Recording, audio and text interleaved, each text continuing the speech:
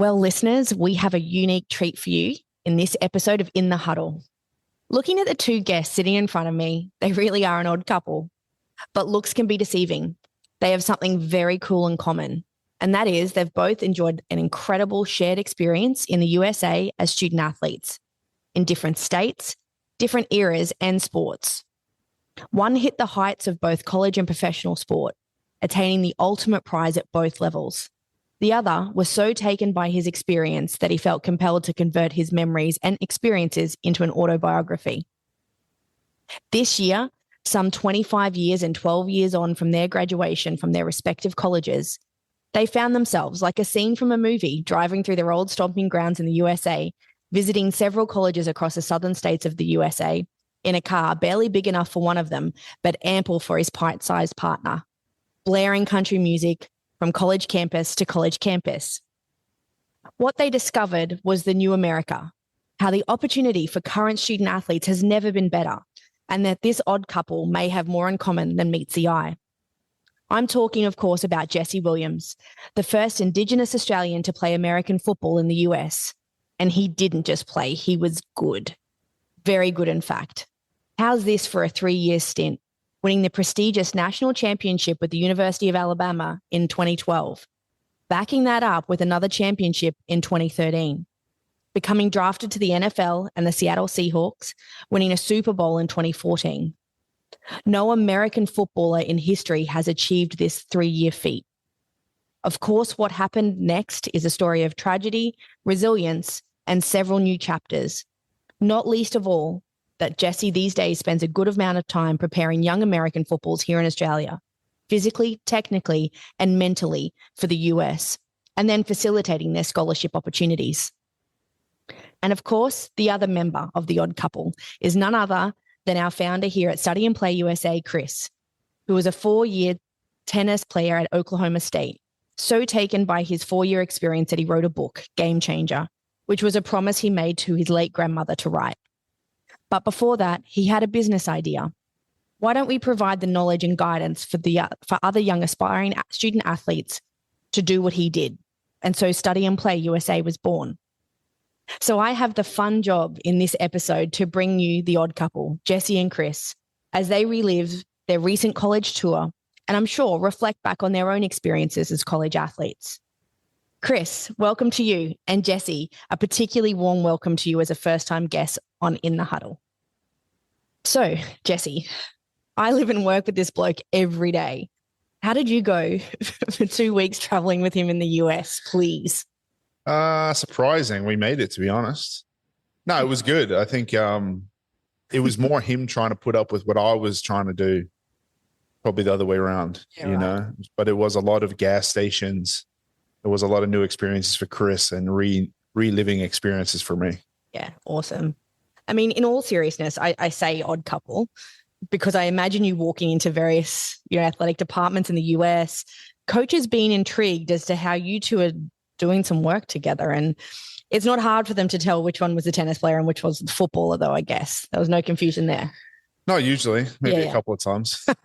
So when Chris arrived back, he couldn't wait to tell me about all the things from the trip because it had been a little while, that since Chris had been back, and it was really good, to reinforce different things that we've already known, but to have that opportunity to see it again.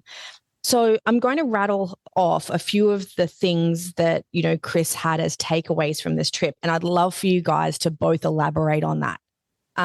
So one of your takeaways, Chris, was how the appetite for Australians has grown so much in recent years. Yeah, I think so. I think, firstly, glad I survived that trip, Jesse, somehow.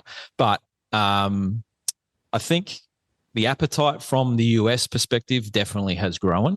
But I also think from this end, the appetite for Australians wanting to learn more. I think obviously in the age of social media, it's a little easier to find out information about this. But yeah, certainly if we talk about appetite for Australians, just from talking to coaches from all sports, and we visited 7 or 8 different universities across those, was that about 12, 14 days, just always wanting Australians. And I asked one of the coaches why, and one of the reasons they said was this, you guys are a pretty safe recruit. You've got so many now that have gone before you in so many different sports that have led the way. So that was a big takeaway for me. Like, it's not that we didn't know that there was an appetite, but to actually hear it, listen to it, and just seeing so many Aussies doing well over there. You don't need to look far. Like, universities across all 50 states of the US, there's Australians doing well and changing their lives. Jesse, would you agree with that? Like what you're seeing in your world and that appetite for Aussies? Yeah, I think so. I mean, obviously with football, I think with us, we get a lot of tough kids because we code swap them obviously from rugby or something like that. And we have at the moment heavy Polynesian. So a lot of them are really tough. So that identity is kind of crept across obviously into recruiting as well. But I think social media just makes the world so much smaller. It's easy for coaches to communicate and get across, which, football's pretty standalone compared to other sports and how hard they probably recruit and the ways they will recruit. But there's definitely a need for it. I think a lot of our kids very new to football, they're getting them a lot on potential, but they also have very little bad habits because they haven't had a lot of experience. They're not super, torn down from playing a lot of football. Right. So it's a good platform for Australia, New Zealand kids to come in. I think just the gap is really now kind of educating both sides, the US and Australia, of like kind of where both at and meet in the middle, because there's still a little bit of misfiring information back and forth, but it's definitely growing. Yeah. Awesome. Another takeaway that Chris had shared was being at your alma mater. So for a good part of the trip, which is the University of Alabama, reminded you, Chris, as to just how hospitable and genuine Americans are to their alumni. And something that you said to me was, nothing's changed. Nothing's changed since I went to college. And for listeners, when Chris went to college, he got recruited by Fax. So that's what we're talking about here. Yeah. But he's like, nothing, in that community, hospitality has changed, right? Yeah. No, thanks for bringing that up. You're welcome. It's a long time ago. But yeah, I think going back to Oklahoma State, it's just like felt like home when I went, and the not the attention, not that you're seeking attention, but just people want to welcome you and want to see how you're doing. They want to know that you're okay and things are going well and how's your family. And that's still 20 years on for me. So then visiting Jesse's joint over there in Alabama, and seeing how they embraced him, who's had, Jesse's, so it's been 12, 13 years since you've finished. You've had a few recent health scares and whatnot. And they were just so, whether it was the team doctor, the new team doctor, or the associate athletic director, or whether it was lovely lady in ticketing, or just fans walking around campus, just wanting to embrace Jesse. Like, they haven't forgotten him. Like, I think sometimes in the world of sport, you can be whatever cannon fodder, I guess, pretty quickly once your career's over, but that is just not the case. And I think that was just really, I was really taken by that. And I thought it was just me. I thought, that was just Oklahoma State. It was great, but it's clearly not just my experience. I think when I do explain to kids about that buy-in and where you choose to go to school, I think it is reciprocated. I think when you put a lot on the line and play for a university, I think it is, especially places like Alabama when you're playing, national championships and big games. But it is that, I've gone back many a time since retiring from the NFL and obviously being in college years before, and it's been the same every time. The love is, it goes more than football. But I think that is an extremely tight tie to have with people if you are a fan of that particular place or geographically from there or have tradition there, which is something that I think it's hard to replicate in Australia, but the US do it so well in their support, because it is a deep support. You know what I mean? I can tell by my social media whenever something happens, the first ones are always Alabama fans still, which is crazy, but I think it is something the US does really well, and it creates a good amount of buy-in. And it does help a lot of the international kids, I feel, because it helped me when I went over there, knowing that not just the fans, the coach, everyone's so bought into you. You got no choice but to reciprocate that buy-in and like put everything on the line. And I think that's important just for like having to live there and be a part of it, and obviously be a human being and have relationships and all that type of stuff as well. So it is something I really care and cherish about obviously the University of Alabama and how much just like consistent, unconditional love I get from them in almost, every aspect really whenever I'm back. Yeah. And it's addictive. Like I was wanting to get back to Tuscaloosa every day. We weren't staying there, but just going back because it's just actually a really nice feel to be there, right? Even for your sake, it was just like obviously felt like home for you, not for me. Stillwater's still my second home, but pretty soon you get swept up in the Bama way, and you next I'm saying roll tide to people like, what am I doing here? But that's what it does to you, and no matter where you go in college, I think and it's what you make of it too. I think, two things that come to mind from the trip. We're eating at Cracker Barrel. If you haven't eaten there, you need to do that. But we're in the gift shop afterwards and just a random family. And you could argue that, okay, maybe they're just fangirling Jesse, Super Bowl champion, but not really. They weren't wanting to see his Super Bowl ring and they just want to talk to him, see how you're doing. What are you up to? How cool to see you. And then they didn't even ask for photos. They just wanted to chat. And then the other one's just on game day, walking around campus, getting stopped every 5 minutes. I'm like, we're not going to make it to the game here. Jesse's on tour here, getting pictures and people coming out with their Sports Illustrated magazine, ready for a photo just in case Jesse shows up. That was pretty cool. Yeah. Awesome. Different world. Yeah. So it's been 12 or so years now, Jesse, since your college career finished, before then being drafted, the Seattle Seahawks. What do you think's changed in the college scene in that time? I don't think much has changed with the football side. It's got a little bit more intense in regards to, like, I would say maybe transfer portal, shifting of teams, coaches, that type of stuff. I think the biggest changes are probably in the ecosystem of football with, the NIL, shared revenue stuff and all that's obviously put a bit of fire under a lot of people in regards to, where they may go to college or how invested they are to certain things.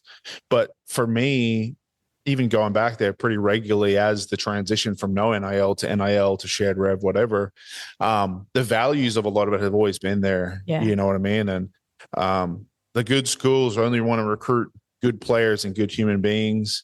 Like, best players play. Like, it's all about winning. It's all about the team. Like, how you represent is very important.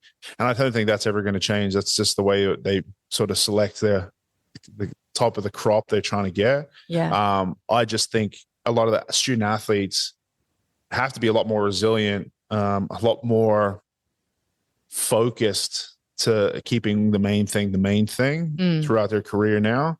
Because it's pretty easy to get lost in the sauce now because there's so much going on. But I always just think with football and a lot of those bigger sports in the US, winning is always going to be number one. Yeah. So if you can stay locked into winning and being the best player you can, the rest will slowly fall away. But those are the biggest changes I see, really off the field stuff, the intensity of social media, the visibility of what you're doing on and off the field as a college athlete is now, which would previously be, famous NFL players would get, where now it's like, if you're on campus, like, you're being seen by everyone either way. So choose wisely in your movements. Mm-hmm. But I think, the meat and potatoes of it is going to be winning through and through, especially like big programs like Alabama. Yeah. You talked about culture, the culture of college sport and the human being side of it. Can you talk a bit more about that? Because that, I come at so many of these different things of what we do at Studying a Player, you do at Elite, with my mum hat on. I can't help it. I'm a mum. But of what that environment is like and the culture and what they instill in you and looking at you as a whole person. Yeah, I think it's really important. I think a lot of athletes don't take that into consideration a lot of times, that it's awesome to be fast and strong and good at football, but if you're not a good person, no one's going to take you. Yeah. That's pretty evident really early on. Even with my program here in Brisbane, like if people are in that type of category, I'm happy not to have anyone involved. And it's tenfold in the US. If you can't put forward your best foot without sport being your leverage point, you're not going to do very well. And that's just getting recruited, right? So once you get through, you don't have to be perfect, but you have to have the intent of trying to be great and, willing to be a good person and along the path as well. But I think the journey that athletes take, that I was lucky enough to take, even through junior college and then going to a place like Alabama, just the shift in values. And I think that's not just at Alabama. That's majority of the schools you'll go to in the US, because the standard is so different. And they also know that you're going to play here for 4 years, but you're going to be a human being the rest of your life. Yeah. We want to have a positive effect on you in this time, because that's important to not just the coaches, but the school also. Because if they're just pumping out shitty people, it's not going to be good for a school. So I think a lot of the groups take really good consideration in doing that. And I think if kids go over there, which I've seen with Australian and New Zealand kids going over there, and they're just open to it, man, it's life-changing. Mm-hmm. It's life-changing. I'm the prime example of it, but I see it regularly in the kids we send as well. Yeah. Because off-the-field stuff, as silly as it seems, is what makes a difference. Yeah. No, us too. And we are constantly reminded of the life-changing opportunities that student athletes have over there. But you're right, it comes down to being open first and foremost. And every spring, every fall, before our student athletes start their freshman year, we have our departure calls that we do with them, just a last-minute check-in. And one of the parting things that we say is be open. You're going to have open and willing. Yeah. You know what I mean? Because I think, everything that they throw at you, it gets tough. Mm. And you can be open and go over there, but you have to be open and willing to sacrifice and willing to do the things without the ego of like, is this even working? What's the path here? Mm. And I think I was lucky enough to do that. When I left, I had nothing here. There was no plan B for me. Yeah. I was going to come back and I'll be, a builder or something, Did you say $200 in a bag or something? Yeah. Like once we paid for the, because I didn't go over on scholarship, I left with, once I had my flights, I left with one bag and $225, I'm pretty sure. And it, but I was willing to do whatever. And it wasn't whatever as in like, I'm going to rob and steal to make money. It was just like, if this is what the coaches and the program deems as a necessity that I need to do. Yep. And that's what needs to get done. And that's what put me in the best position to move forward. They don't owe you anything. I owe them. Yeah. I feel indebted. You give me a shot. I mean, it's up to me what I do with it. Yeah, exactly. And you took it. I just want to stay on American football for a bit, because the purpose of the trip was a couple of reasons. But for me, I saw the value in going over with you, Jesse. Obviously, in Study Play USA, we don't do a lot of American football, if any. Obviously, we've got experts in that field like you. But going into this trip and actually seeing, obviously, I've known from this end for quite some time, the interest in American football feels like back in the day when I was in high school, the NBA and Michael Jordan. I feel like we're getting that with American football now.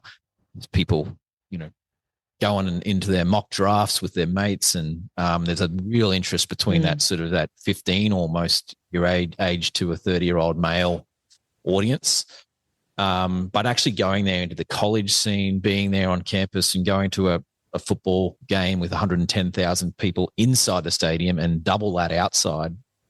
So that's amazing, but it's just the money. So going on that trip for me was just amazing, just to see that really football, and I knew this, but actually seeing it, being there with you, that football is the heartbeat of college sport. And let's face to say, it's safe to say that it doesn't exist without American football, right?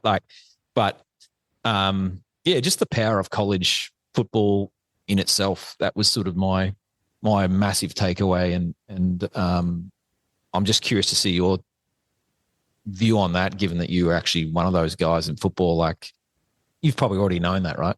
Well, I think for me, I didn't when I went over there, right? But, being in such a program at Alabama as a player and then returning as a coach once I retired from the NFL, you kind of see, okay, football's paying everybody's bills here.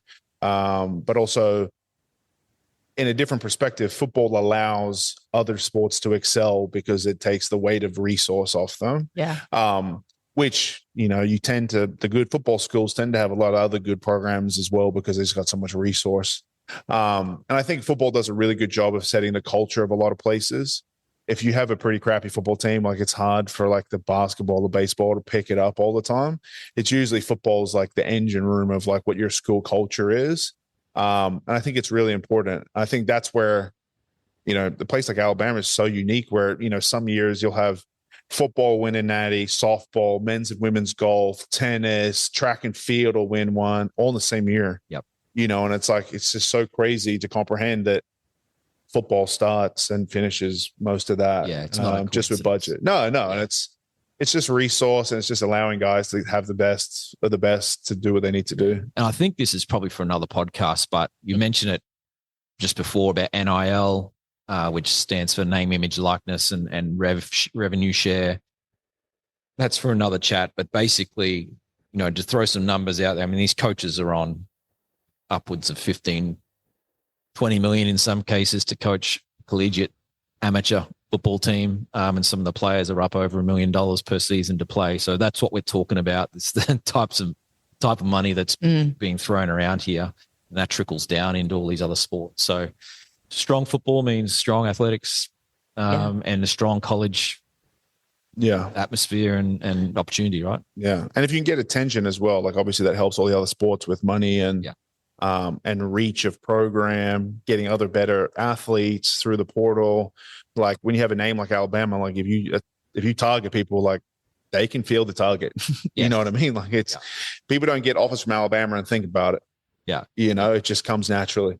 Yeah. And I think that it didn't start like that, but it is a process of like building up football and the culture and all those things, which, I mean, you would have seen, especially being with me in Alabama, the culture is something that's very strong and it's like pretty unshakable, even with, you know, integrating different coaches and new coaches and whatnot. So it's important. So Jesse, can we just rewind a few years, if you don't mind, and talk about that young man in Brisbane, you know, contemplating what life might bring next. You know, I understand that you were a strong basketballer, you know, first and foremost. So how did football enter your life? And then how did that land you in the US? Yeah, it was a very tough path. But basketball was my main sport. Both my parents, my whole family kind of played basketball, and I played all the way up, you know, till under 18s at a pretty elite level, played representative basketball like all over my whole time.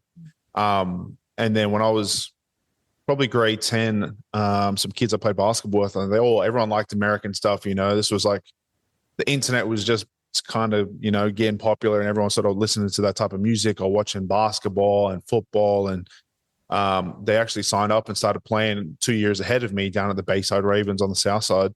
And they just kept begging me, like, come down and play.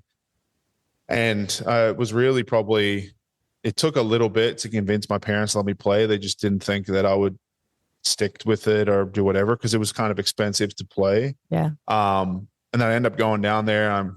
My dad drove me down there, and I didn't honestly know what to expect. It was very, very grassroots football, like as grassroots as you get. Like we played at Judy Hall Park, which is like a field built on top of a dump. So it's like, I try and explain to people that's where I learned how to play football. But, you know, I went out there and kind of fell in love with it, got to hit people, not get in trouble. And for me, that was a big key. Yeah. And, you know, I found pretty early on that a lot of my skill set from basketball was very transferable into football.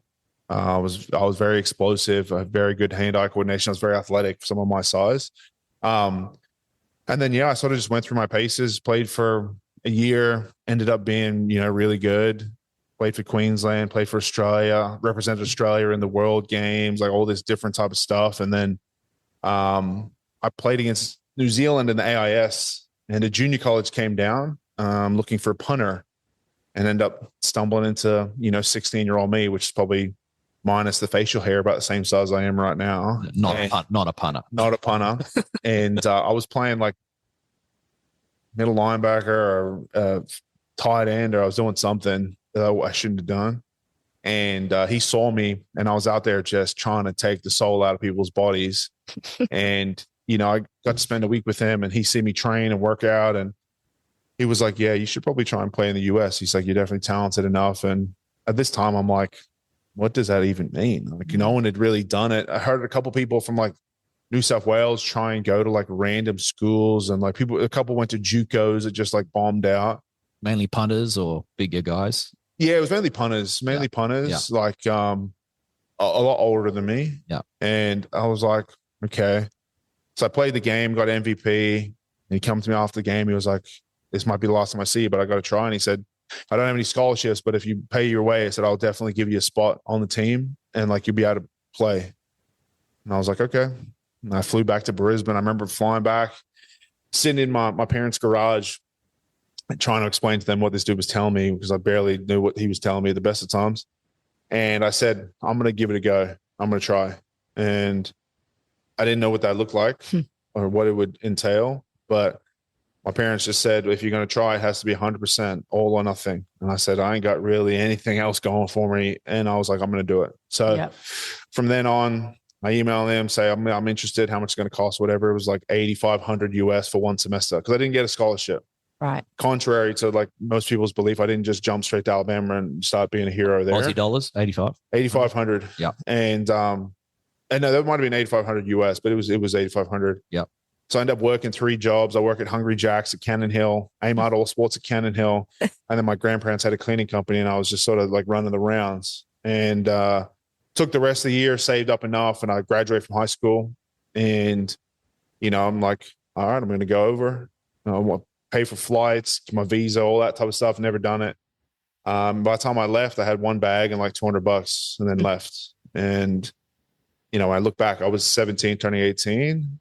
Like I look back and I'm like, there's no chance I'm sending my 17-year-old son across to Arizona to play. But, I was kind of lucky. My parents, trusted in that. And obviously I was a big kid. Like if anyone was going to kidnap you, like you'd have to probably be like 5 or 6 guys if they were going to kidnap me. And then, so I flew all the way to Yuma, Arizona. It was Arizona Western Community College and sort of made my start there. Very unconventional. But at the time, it was like the only way it could have happened. It was just like by accident, kind of. Whereas now, obviously, if that's the path now, then like you're in trouble. This is going to be tough. Yeah. And JUCO was always tough. It's sort of like a bit of a platform where you get to prove to the world you can play football, but you also get to prove to yourself you deserve to play football. Yep. And I was lucky enough I did both. I was like the number 1 player in the country in junior college that one semester after getting there. Yep. And then obviously turn that into going to Alabama. Sometimes the deep end is a good thing, right? Just getting thrown into it. And I think sometimes the deep end is the only thing. Yeah. I think for me in that position, I didn't really have a lot of spots to go. I had a rough idea where I was going. It wasn't good. And I think for me, the intensity that I attacked that opportunity with was because if you knew me back then, you knew how scared I was that I had to come back. Because I knew if I came back here, I didn't know if I was going to be able to go anywhere after that. And I tried to stay out of trouble. I didn't drink or smoke or do anything. I didn't get in no trouble because I was so worried if I got a criminal record, that wouldn't let me get a visa. So like I just didn't go anywhere. I didn't do nothing, So the stars aligned. It was just the perfect thing for you at the time, really, for where you were in your life, right? I find it really interesting. We have a lot of our student athletes will start in junior college, and sometimes junior college can get a little bit of a bad rap because I think people just don't know much about it or enough about it. But I think that's like an expectation thing with others. Yeah, I think JUCO is going to be like Division 1. Yeah, that's why people don't like it. But if you go in there thinking JUCO is going to be JUCO, you usually do all right. Yeah, that's right. Which and JUCO serves a wonderful purpose. Yeah, absolutely. For so many athletes, it can be a difference maker if they end up passing. This JUCO rule, not adding it to their 5 years. I think it'll change the shape of college football because you then have a testing ground for elite athletes, especially international ones. Yeah, where like we're not going to take strikes off your book, but you got 2 years to come and make a difference, get the stuff and the work you need, and then you can start being a freshman from there. Where like the way I did it, it obviously took 2 years off. I could have had 2 more years at Alabama if I had this rule, right? New rule, yeah. So I think it makes a difference because most kids, especially these days, I think here the entitlement comes from just misinformation because a lot of kids think, oh man, I'm good. But that's probably because you haven't been against anyone that's great yet. Yeah. So when you go to the US, everyone gets their butt hurt because they go over there and I'm like, everyone's so big and strong. I'm like, yeah, because you've been in rural Australia, running track. I'm like, who do you think you were supposed to catch over here? Yeah. And I think that's the biggest thing. A lot of people, once they get their perspective set to like, hey, I'm not the best in the world. And hey, I'm not going over there to live in a 5-star resort. I'm going over there to like semi-rural, really rough situation. But if I work, I can prove it to myself, and hopefully in turn, I can prove to others that I deserve to be there. I was one of those guys. I probably told you on how many miles we covered in the car. I probably bored you to tears with it. But yeah, lost my first 8 games in college, right? Thinking I was hot stuff, and I wasn't. I knew I was good, but I clearly wasn't ready and good enough yet. So best thing that could have happened. Yeah. And I don't like really hearing the JUCO rap being bad. I'm like, obviously my path and like my production is probably something that's never going to be replicated. There's no one's just going to come and be the number 1 player in the country again, or then go straight to Alabama, start every game, win everything. No one's going to do that because it's a pretty tough ecosystem to make something like that happen now. Yeah.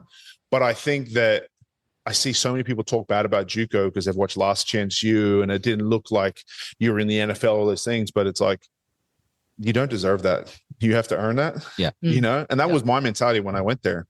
I went to JUCO thinking like, hey, as long as I got somewhere to sleep and like I get food once a day, like I'll make it. You know what I mean? I'm like, I'll fight. I'm like, I don't care.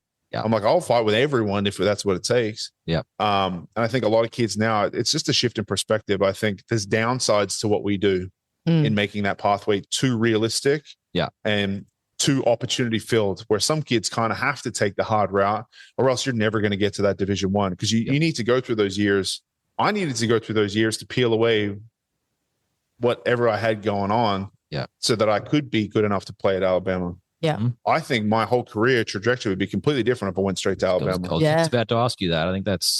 I feel like, look at you today, and we look back, obviously you've achieved a lot, but upbringing, JUCO, Alabama, the Nick Saban effect, which we'll talk about in a second, and doing some great things in the community right now. You're a sum of all those parts, and you sort of go, well, gee, do I do any of that without JUCO? And you probably just answered that, right? Probably not. Like, I learned so much. Well, yes, as a person, but like I also knew nothing about football. Like, people never look back at that and they say, oh yeah, he did okay. I'm like, I played 1.5 years of American football before coming to the US. Yeah.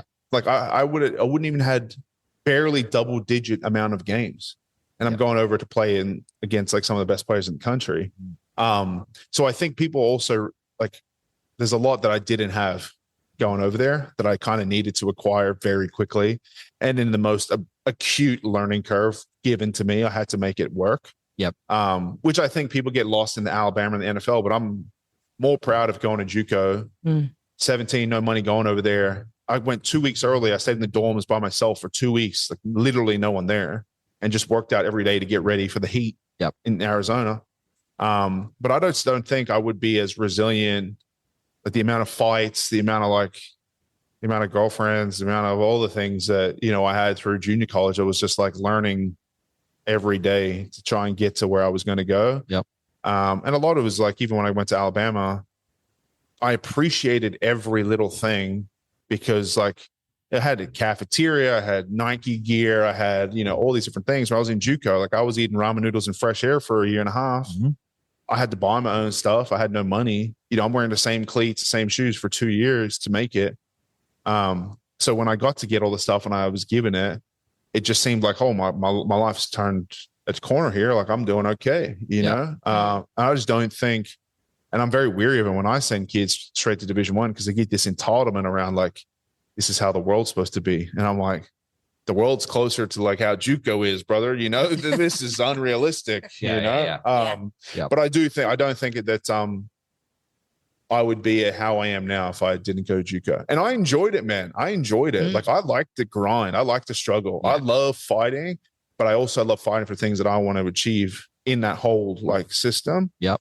And I like the hood way. I don't like clean and polished. Yeah. I still got scars from junior college, and I'm like, I'm happy I still got them. You know what I mean? Like, I didn't want to go, oh, he just went straight through. There was nothing close to that. Yeah. I want people to know that I had to fight every day to even get a shot at getting looked at. Yeah. And that sense of achievement, that's what I love about junior college. Like, some people go to junior college, and again, this is a bit of a myth buster. You don't have to go to junior college just because maybe your grades aren't good. It's not about that necessarily. In some cases it is, but you go to junior college, you've got the support around you that allows you to, get the best out of yourself academically. And you listen to you talking here, you're obviously very articulate, very intelligent guy. But junior college, oh gosh, but did you get confidence? I mean, I'm not sure what you were like at high school academically. Did you find you got academic confidence in junior college from getting some good, to get recognition for it? I think there was a bit of achievement for me in JUCO because, you had to go get that associate arts degree to get out. So that was the first little tick for me. Yeah. I wasn't a big grades guy in high school, but I feel like I'm just very smart. I can make stuff happen, Smart. Yeah, it sounds very cliche, but that type of smart. And that worked to my favor in the US because that's how a lot of their systems are. It's like, it's not just, hey, it's all those things. It's like, hey, your relationships with the teacher. It's, hey, your study hall. It's all those things. Yep. And I'm a nice guy and I was just reading body language and just talking the talk. And it helped on all these different, levels. But I think it is an important thing. It unravels a little bit of you to know that just like, I can do this because you don't feel like that every day. And I know there's plenty of kids I sent, plenty of kids you would have sent. Yeah. I felt like I couldn't do it every day. Mm-hmm. The difference is I never believed it and I never stopped. But you just have to do it, right? Yeah. Well, I hear other people like, oh man, I just can't do it. I don't think I'm going to make it. Coach doesn't like me, all that. I don't care. I'm like, I never cared. I'm like, he's going to have to like me because I'm going to hit someone so hard. He might die. You know what I mean? Like I'll find a way. At that? I'll find a way. For me, the key with all of it, and obviously I stood out like crazy. I was like this tattoo when I was like 18, 19, but it was just being undeniable. And that started in with myself because it was like, okay, these guys, no one expected me to be good. I was like this heavily tattooed. I had a huge mohawk, a mullet. Like I was from Australia. Like these dudes looking at me like, who is this? And I was just going out there. I just knew if I knocked the socks off people, I'd get a shot.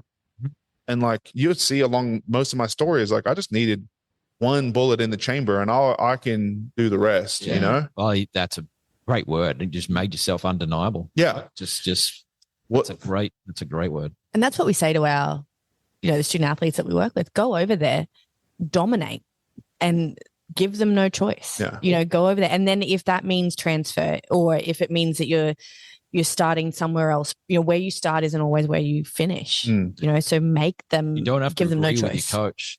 No. Whatever he or she's saying, you may not like their way, but you're there. You've got an opportunity. You just got to make it happen. Winning is always more fun than fun is fun. I agree. But for me, like Saban says it all the time, best players play.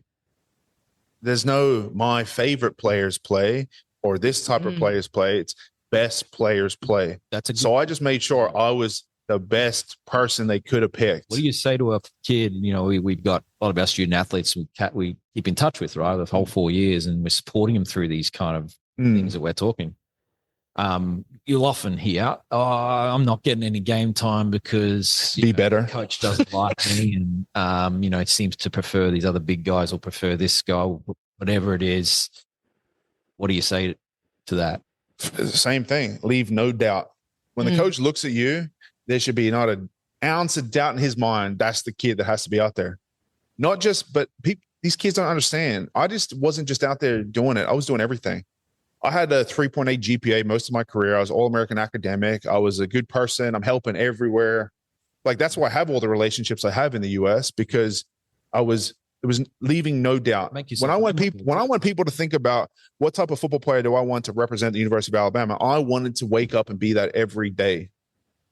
Not just on the field. I was already that. I wake up ready to go. Yeah. But it was every other aspect. And I knew that was a good student. That was a good man. That had good relationships. That was happy, helping in the community. That was all those things. Because I say that to guys all the time. Guys like, oh, coach doesn't like me. Well, I haven't met many coaches that love winning that just don't like players for no reason.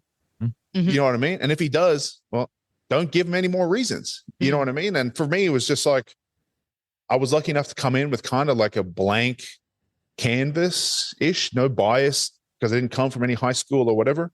Yep. And I just made sure I set the standard for me and I never deviated from that. You know what I mean? I was just like, hey, I didn't always want to be a good person, but I always took pictures with people. I always spoke to people.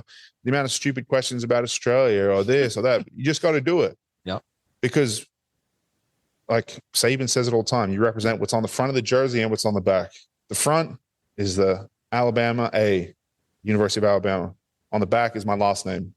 Those are two things I represent and I took very seriously. And it's like, if you do that for your university and you show up and practice hard and all that, that's being undeniable. Not just rocking up and being entitled. That's it's a type of trying to be undeniable. Yeah, you know what I mean? Hoping to make stuff happen, make it happen. Yeah. I just want to just quickly interject just for listeners.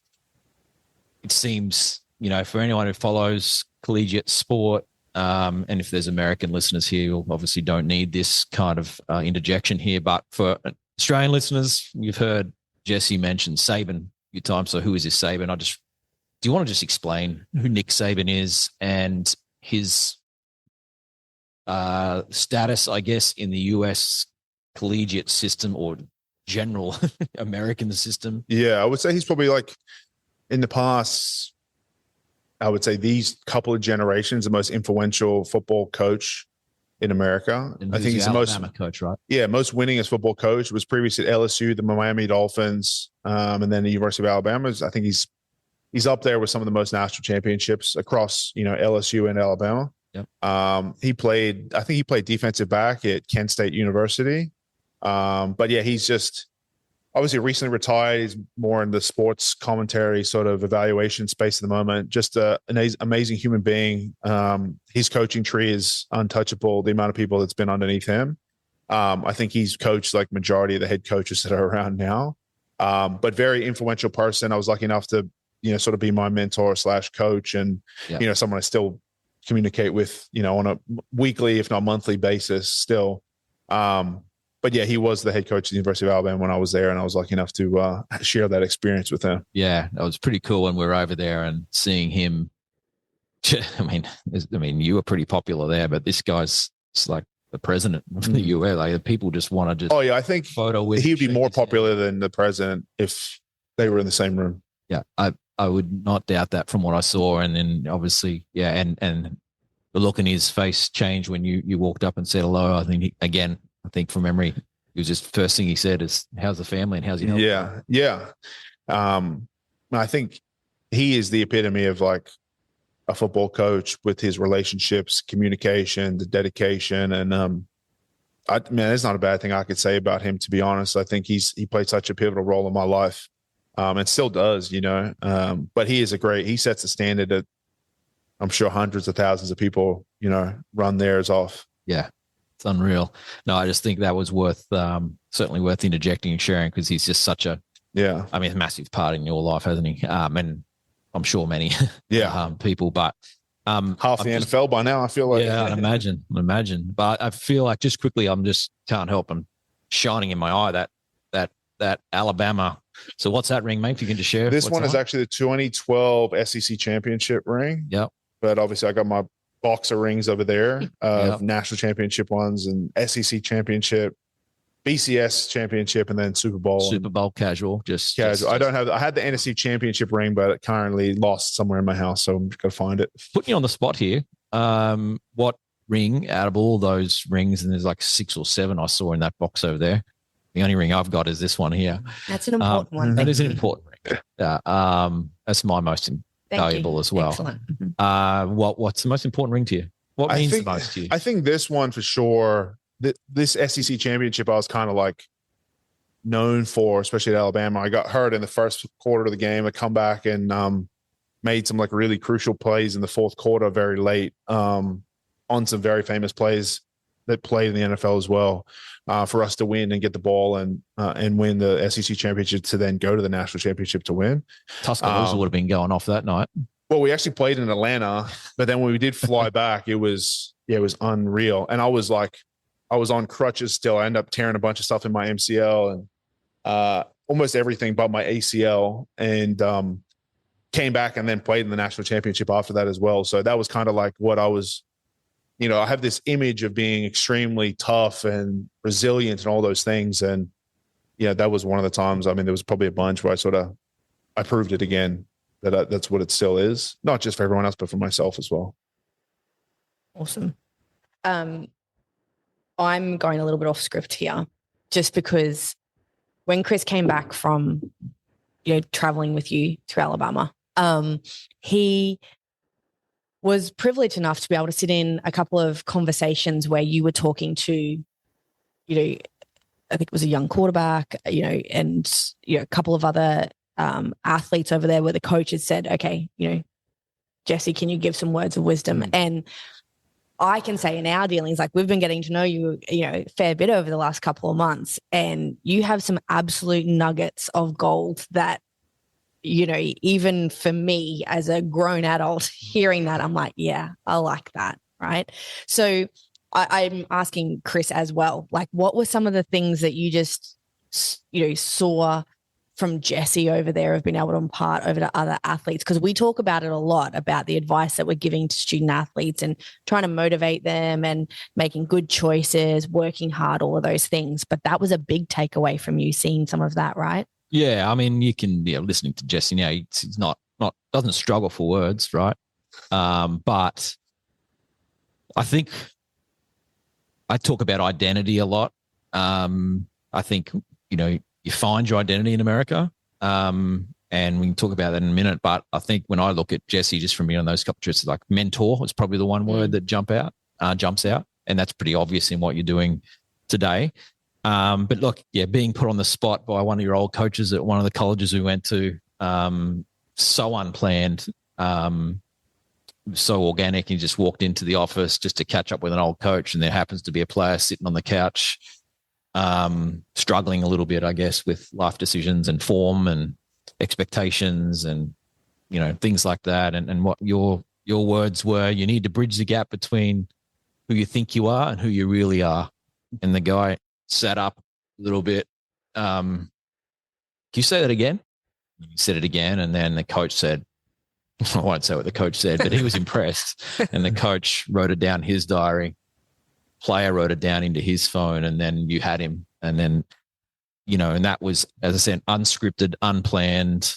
And the effect, I mean, I'd like to think that kid's taken that and run with it now and hopefully had a good rest of the season and the rest of it. Yeah. He's actually messaged me on Instagram prior to us leaving, or after we left, sorry. And obviously reached out about conversations we had, and it was very unscripted. I feel like Chris Rumpf was the coach. That was Clemson. And the guy was outside linebacker, defensive end. He's probably a future first rounder for sure. I won't say who it is, but yeah, it was, I don't know. I feel like these thoughts and stuff in my head are like voices nonstop. And I feel like I'm trying to share it half the time when I'm around a lot of young men and impressionable people in my life, and I try and do a good job. I think my biggest thing is trying to be the person that I needed to come across when I was a kid. Yeah. Like when I look back on my life, I wish I was there and I metaphorically punched myself in the head or something. Not that I had a bad life, but it's like I made a lot of mistakes to get to where I am now. But I think a lot of young men, especially athletes or people trying to pursue sports, kind of need people that think and have done stuff like I did enough to, share those things. And I still get, current professional athletes hit me up just to talk or, want me to come out and like, I don't write nothing down. I don't have no notes anywhere. I mean, you know me, like I roll into places and I just let it rip, I'm a firm believer. If you can't shake the ground, if you can't shake the room down, the room's going to shake you down. So I just make sure I go in there and try and swing first, and, but that was a powerful one. That was kind of sitting on my heart or my mind for a long period of time.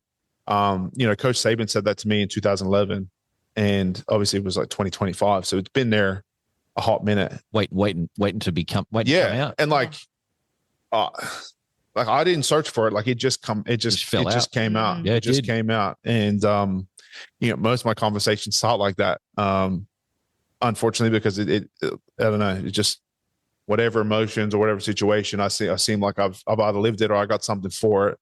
But it was a powerful thing. It's something I try and live by, being able to close the gap between who you think you are and who you really are. Yeah. Especially these days with like social media and I guess the front of what people want to think they are. Yeah.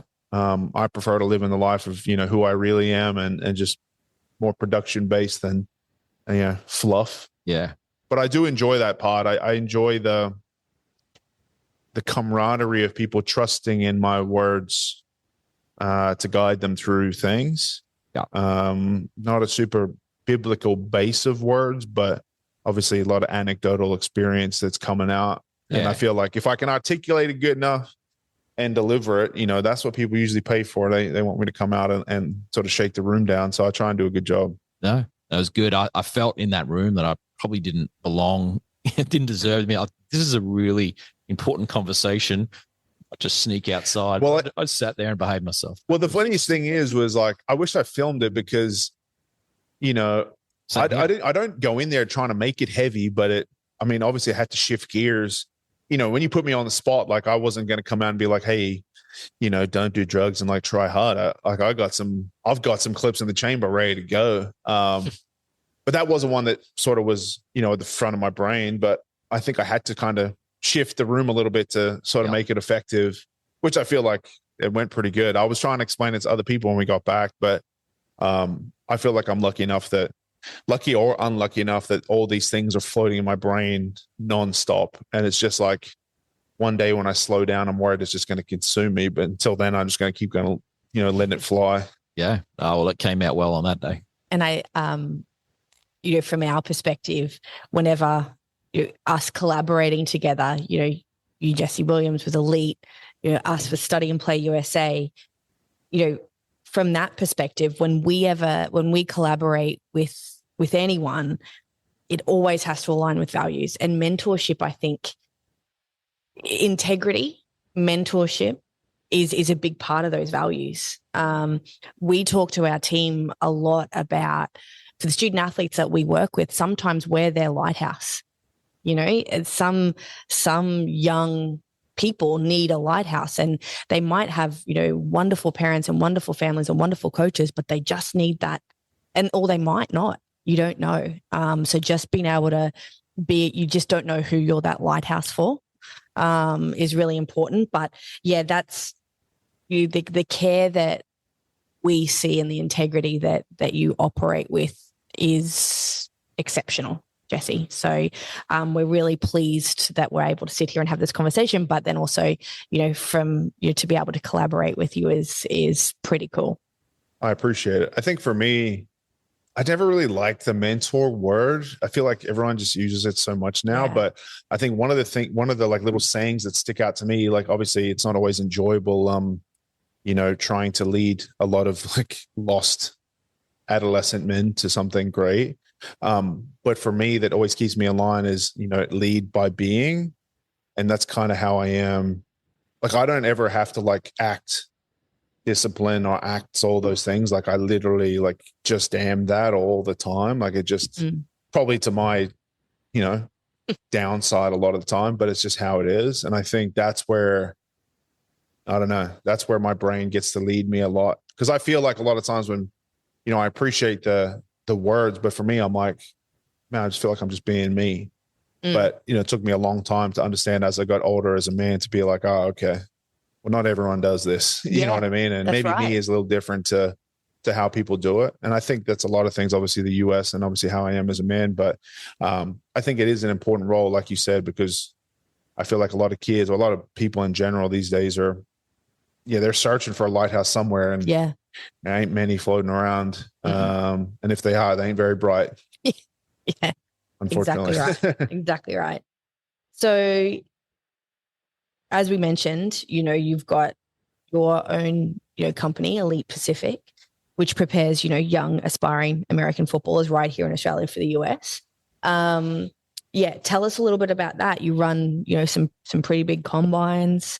Tell the Out in the Huddle listeners, who may not have heard of what a combine is or Elite Pacific, what's involved, a bit more about it. Yeah, absolutely. So Elite Pacific Sports really just started off the back of kind of, I would say, just the demand through social media. And I wasn't doing much with football here. I didn't really quite get along with people that were running football here for a long time. But then when I started getting back into it, it was just like, spotting up and trying to guest coach and help. And I was just getting bombarded with messages like, how do I do this, from athletes and from parents, from schools, all this type of stuff. And, for me, it was just like, I need to find a way. I can't just help one. I need to try and like broaden this out. So the information is there, but also, the good coaching is there. People that have actually been places and done stuff are like sharing the information. So then we started that. We've done, nationwide trips, doing combines, talent IDing guys, and sending kids to the US. Football is very different. Obviously, like we have the capability of sending kids in like a week. Yeah. We try not to anymore. Early on, we were just trying to get kids out because we saw the opportunity in it. Now we're like a 6-month minimum, be a part of the program. I need to see what you're about. I need to know what type of man you are by the time you go. And obviously getting around strength conditioning. We don't do a lot of specific football stuff purely because it's going to change wherever you go, depending on what state, what level, what team, what coach. So we really just try and create and develop the best athletes we can that have a football structure. And it's gone pretty well. Like obviously combines is a big thing for us. Very similar to like the NFL combine. And it works for a couple of reasons for us. It puts kids on the map for us, for me to see, okay, there's some talent here where kids might not ever expect they have talent. It might shift my mind a little bit, as well as theirs.